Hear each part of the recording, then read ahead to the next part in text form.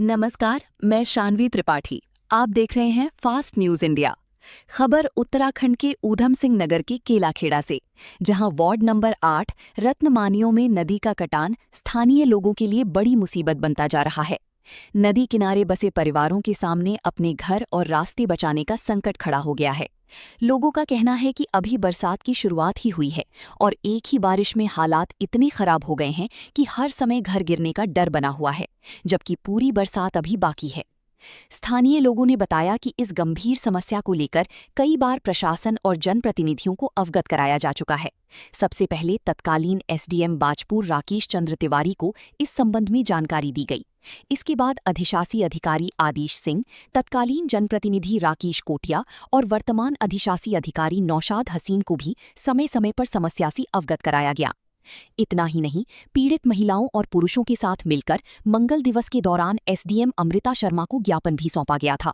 स्थानीय लोगों का कहना है कि ज्ञापन, पत्र और वीडियो साक्ष्य उपलब्ध होने के बावजूद अभी तक स्थायी समाधान नहीं हो पाया है। ग्रामीणों ने प्रशासन से मांग की है कि बरसात की मौसम को देखते हुए तत्काल सुरक्षा कार्य कराए जाएं, ताकि किसी बड़े हादसे से पहले लोगों की जान माल की रक्षा की जा सके। देखिए ऊधम सिंह नगर से विक्की सिंह की रिपोर्ट।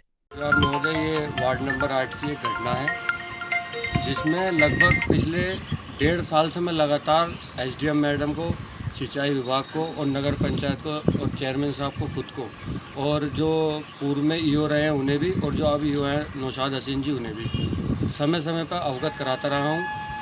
मसला ये है कि मानसून आने पर जब बरसात का मौसम आता है तो नदी कटान करती है, कुछ घरों का पानी कटान करता है। अब आप यहाँ पर खुद मौजूद है, साक्ष्य आपके सामने है। देखिए कितना गहरा यहाँ पर गड्ढा हो गया है। गड्ढा होने की वजह से पास में रिहायशी घर हैं, ये एक घर ये घर है। कम से कम यहाँ 10-15 लोग अपने अपने घरों में रहते हैं और इन्हें पूरा जान और माल का हर चीज़ का खतरा बना हुआ है। चेयरमैन साहब से मैंने कई बार अपील करी है, जिस तरीके से देखिए आप सामने एक पिचिंग इन्होंने बनवाई है, उस तरीके से यहाँ पिचिंग बन जाए और इस नाले का निकास हो जाए नदी तक, तो इनकी ये समस्या हल हो जाएगी। लेकिन पता नहीं, चेयरमैन साहब के घर से भी लगभग 200 मीटर दूर है ये जगह। पता नहीं ऐसा कौन सा मेहनत करनी पड़ेगी या ऐसा कौन सा प्रस्ताव वाकई में पारित होगा जो चेयरमैन साहब यहाँ विजिट करने के लिए भी आ जाएं। मैंने ईओ साहब से भी अपील करी थी कि साहब एक बार आप आकर देख लीजिए।